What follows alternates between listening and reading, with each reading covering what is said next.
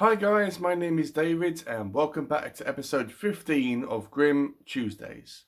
So before I get into it, I just want to make a confession that I wasn't really looking forward to making this video, as the tale that I'm going to be telling you guys, I wasn't a massive fan of. I thought it was a bit lackluster and I was very annoyed with the characters, but I'll go for that in a minute. But, yeah, I thought I would make the effort, and hopefully by the end of this video, you will be aware about why I wasn't a massive fan of this story. So this fairy tale is called Clever Alice. And Alice, I think she is portrayed about being obviously a very smart individual. But in the book, she is a bit whimsical. She reminds me of Alice from Alice in Wonderland, where she seems to be in her own little world and very dreamy, if that made any sense at all. But Alice's parents want her to settle down and to find a husband and have a family and live happily ever after, I suppose, I don't know. So they find this gentleman called Hans, who I'm not entirely sure if he is supposed to be portrayed in this way, but to put it bluntly, he is a sexist pig. He looks down on Alice, he looks down on her because she is very dreamy and isn't really focused. She's got her head in the clouds and he doesn't like that. And as I said, I'm not sure whether he's supposed to be portrayed in this way, but he gave me the impression that he strongly thinks that a woman should be a housewife and cook and clean and be at his beck and call. So I suppose keep that in mind if that might trigger you. But once again, as I just said, it was just a thought and a feeling I had towards Hans. I'm not entirely sure if he was supposed to be written in that way. So one night, Alice and Hans and Alice's parents are sitting around a table having dinner and talking and mingling and all that type of stuff. And the discussion slowly turns towards marriage. And Alice has been told to go down into the cellar to get some more beer because they've run out, and she's been told, I'm not sure by who, probably by one of her parents, to go down into the cellar and grab some beer and bring it back up. So when she goes into the basement and she's getting the beer ready to be brought up, she looks up at the ceiling, and stuck in the ceiling is a hatchet. And she describes these construction men that were doing some work on the house, and she presumes that they left it stuck in the ceiling. And at the sight of this, Alice breaks down completely. She convinces herself that if Hans and her get married and they have a boy, that this axe will fall down and kill her son. She is convinced by this. Completely convinced.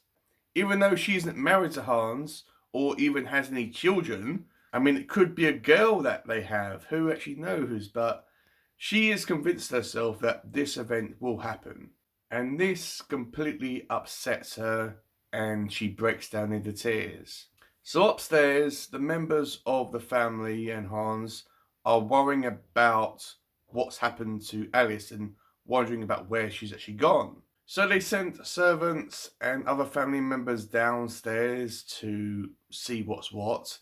And I'm pretty sure there's 2, maybe 3 that go down there. And when they go into the basement and they come across Alice sitting there crying her eyes out, they ask her, what's the matter? What's wrong? And after she tells them what the matter is and why she's crying, they themselves break down into tears and are sitting there weeping with Alice. It was at this point in the story where I was thinking, are all these people completely stupid? I mean, these 2 individuals aren't actually married together. They don't even have any children. It may not even be a boy. And you're sitting there crying over something that may or may not even happen. It's not mentioned anywhere in this story that this hatchet that's in his ceiling is an important element in the construction of this building that if they reach up and pull it out, the whole building will fall over. So that was something else that I was thinking about. Why don't you just pull out the hatchet and just chuck it away or put it away in the shed or somewhere? But yeah.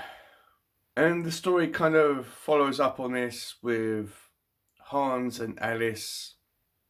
I'm not sure if they're married at this point. I wasn't really caring, to be honest. But they're in a relationship together. And Hans goes off to wherever for work. And Alice is being left by herself. So she decides to go off into the fields and do some work in the fields, like cropping and all that stuff. I'm not sure what the proper term is. In the book, it's referred to as reaping. I do hope in the subtitles that didn't actually come up as something else. So while Alice is in the field doing her work, she thinks in her mind that she has two options at that point. One is to carry on working, and two is to take a nap. And considering how stupid these people are, what option do you think that she takes? Or chooses, rather? Yes, she decides to have a nap in this field. Which, fair enough, we all enjoy having a nap every now and then. So Hans comes back to the house and wonders where Alice is actually gone. And he goes into the field and he has a wander around and he eventually discovers the body of Alice lying there sleeping. So I have no idea why he does this, but he gets this net with these bells attached to them, these little ringing bells, and he throws it all over Alice while she's sleeping, and he goes back to the house. Now when Alice wakes up, I think she's very confused, or supposed to be confused, about why she's covered with this net and got all these bells attached to her. So she goes to the house, peers through the window, and asks Han if Alice is in. And she's kind of speaking about herself in the third person type of thing. So Hans tells her that no, Alice isn't here. So she goes from neighbour to neighbour and no one opens their door for her. And at the end of the story, she ends up fleeing and running away and not being seen again. I'm not even entirely sure why she didn't take the net off herself, but God, these characters were either incredibly stupid or extremely unlikable. But yeah, it is what it is when you're reading through I was going to say an author's catalogue of stories, but this was written by two people. So it's inevitable that I will come across one that wasn't really that great. But yeah, once again, let me know if you read this as a child. Let me know what did you think about it. I know that a lot of people are saying that I've been introducing them to new stories that they had no idea were Grimm fairy tales. I'm just pleased that I have done this video and I never have to talk about this story ever again. Well, in my wrap up I have to cover it, but you get the point. So with all that out of the way, have a great day, read some awesome books, and I will see you all in my next video.